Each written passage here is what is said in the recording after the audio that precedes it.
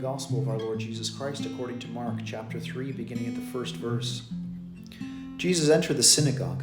There was a man there who had a withered hand. They watched Jesus closely to see if he would cure him on the Sabbath, so that they might accuse him. He said to the man with the withered hand, "Come up here before us." Then he said to the Pharisees, "Is it lawful to do good on the Sabbath rather than to do evil, to save life rather than to destroy it?" But they remained silent, looking around at them with anger and grieved at their hardness of heart. Jesus said to the man, "Stretch out your hand." He stretched it out, and his hand was restored. The Pharisees went out and immediately took counsel with the Herodians against him to put him to death.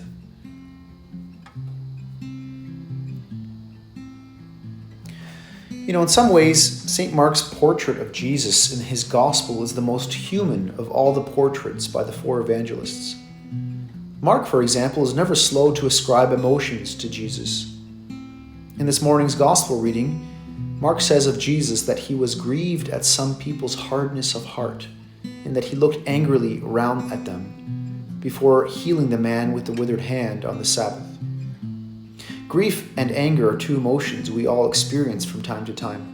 We know too that they can be difficult emotions to deal with. Their impact on us can be negative. Grief can drag us down. Anger can make us say and do things that we subsequently regret. In the gospel reading, however, Jesus shows us that those difficult emotions can be harnessed for good. It was in grief and anger that Jesus gave new life to the man with the withered hand.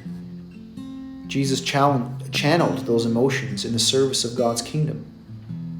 St. Paul says in his letter to the Romans that all things work together for good for those who love God.